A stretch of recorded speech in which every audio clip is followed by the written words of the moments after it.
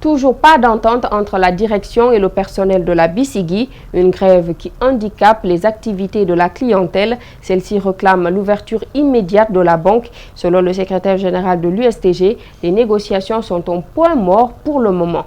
Alseni Bari, Abdoulaye Kamara. Elhadj Abdoul Karim fréquente la BCGI depuis 1992. Enseignant à la retraite, il est venu prendre sa pension. Ce mardi, il rentre bredouille. Un jour qui s'ajoute à 4 autres depuis le début de la grève du personnel de cette banque. La pension est venue tardivement. Ça vient vers les 15, 20, 10 mois. On met encore dit que la banque est en grève. Et bien comment nous allons vivre? On n'a pas d'autres ressources. On ne vit que de la pension là. C'est difficile. À la BCGI, pas de service minimum, juste les guichets automatiques. De Sangoya à Kaloum, la déception se lit sur les visages des clients. Toute leur vie réside dans ces coffres. Même les besoins primaires, impossible pour ces hommes de les satisfaire pour le moment. La BCGI nous déçoit, sincèrement. Parce que moi, je suis à la BCGI depuis 85. 85. Voyez-vous, hein? Aujourd'hui, c'est combien? Combien d'années? Tu as vu? Chaque fois qu'ils font la grève, c'est comme ça. Chaque fois qu'ils font la grève, c'est comme ça. Le personnel réclame principalement la prime de responsabilité, de participation des cadres et le carburant. Jusqu'à 15 heures où nous quittions la Banque centrale, aucune solution de sortie de crise n'avait été trouvée. Les négociations sont pour le moment au point mort. Nous avons évolué jusqu'à un moment donné et actuellement nous sommes bloqués parce que la direction générale s'est retranchée. Nous avons l'impression qu'ils ne veulent pas négocier pour qu'on parvienne à une solution qui puisse permettre d'ouvrir notre banque. Cependant, les négociations continuent à la BCRG. Pour l'heure, la grève continue. Préparer l'avenir des scientifiques leaders, des leaders tout court, USEMA le souhaite dans tout le pays, mais pour le moment, 17 établissements ont adhéré au programme d'Universel. 2 ans d'existence, un temps suffisant pour tester le niveau des apprenants. Mamadou Sadio Baldé et Ibrahima Sori 5 Souma ont assisté au démarrage d'une compétition qui va durer 5 jours. Suivez. USEMA, concept universel mental du système arithmétique, est un programme universel qui existe dans 178 pays au monde. Après 2 ans d'existence en Guinée et à l'instar des autres pays, une compétition interscolaire est organisée. Pour cette première édition, 17 écoles ont pris part.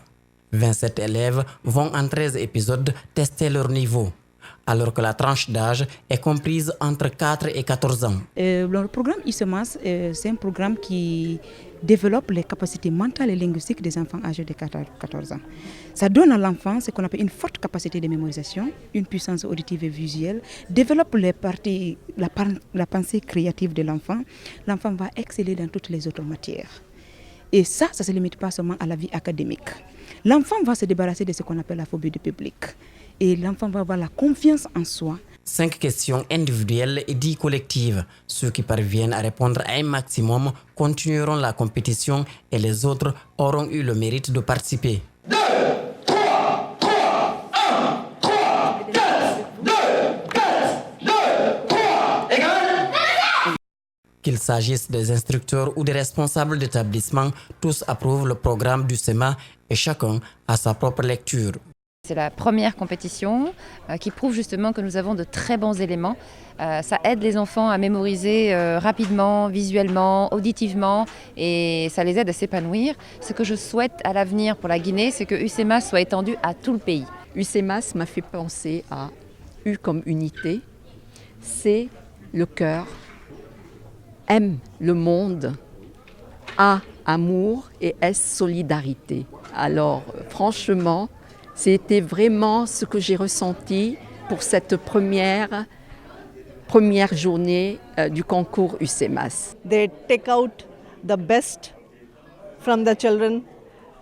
They increase their ability to think, to reason, to sharpen their memory and to be alert and give the best answer at the right moment. Les parents sont venus accompagner leurs enfants. Après un mot de soutien aux candidats, ils regagnent leur place et observent.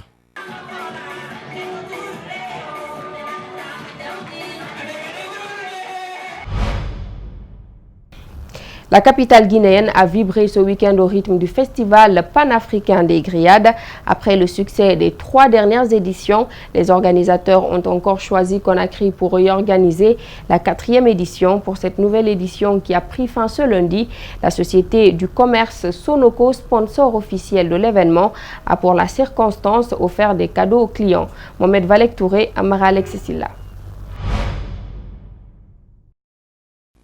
Les Moulins d'Afrique, sponsor officiel de la 4e édition du Festival des Grillades, présenté par la structure Yokam. Pour cette édition, la société Sonoko, importatrice de farine en Guinée, a tout mis en œuvre pour un meilleur accompagnement. Pour ce festival, les produits présentés sont du cube magie et le pain. Comme on entend de faire les produits de qualité, il faut qu'on participe. Tous les événements de cette sorte, il ne faut pas travailler dans les trous.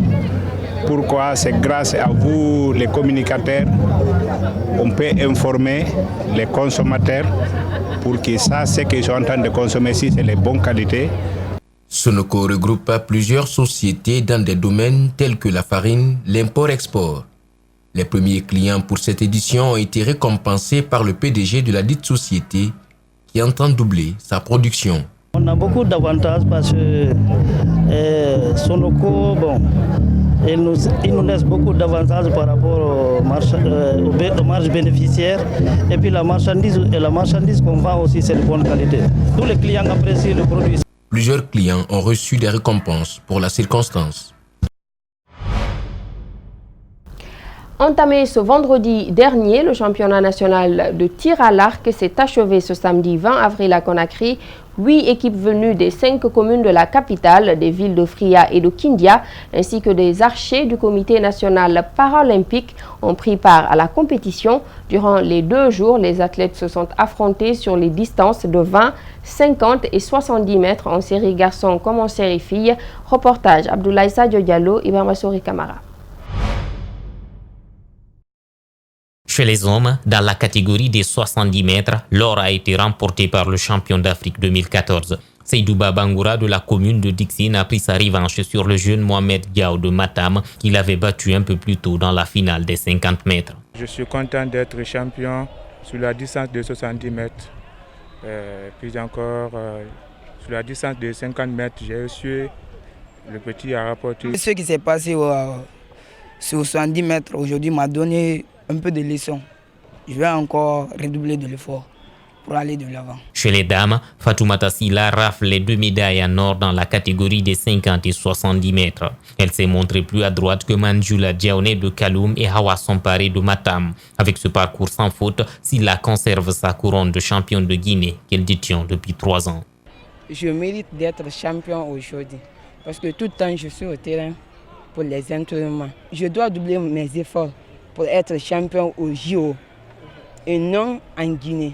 L'étape des 70 mètres était déterminante pour la participation guinéenne aux Jeux Olympiques, mais une seule archère s'est approchée des 600 points, un des critères de qualification. L'unique candidat sur lequel la Guinée peut se reposer cette année pour les Jeux africains, c'est Fatoumata Silla. L'objectif de ce championnat de tir à l'arc est de mobiliser les clubs de Conakry et de l'intérieur du pays, créer un engouement autour de la compétition, mais aussi trouver une sélection pour représenter la Guinée aux prochaines compétitions internationales. Ce pari gagné, la présidente de la fédération qui a connu des difficultés dans l'organisation s'adresse au département de tutelle. Globalement, tout s'est bien passé. Vous savez, dans des conditions extrêmement difficiles, il suffit juste de regarder sur quel site on a tenu la compétition. Ce n'est pas tellement approprié parce que tout simplement nous avons besoin, soit le terrain sableux ou gazonné, au ministère des Sports, vraiment de nous doter une infrastructure digne, une infrastructure appropriée pour la pratique du tir à l'arc. Les médailles d'or dans les 20 mètres ont été remportées par Alassane Bangoura de Kindia et Foulematou Traoré de la commune de Matoto. Les archers guinéens n'auront droit qu'à une semaine de repos avant de reprendre les entraînements. Au mois d'août prochain, ils prendront part aux Jeux africains prévus au Maroc et la 11e édition du Tizokata d'Abidjan. Voilà, c'est la fin de cette édition d'information. À tous, merci de l'avoir suivi. Merci également à toute l'équipe technique. L'actualité se poursuit sur Espace TV.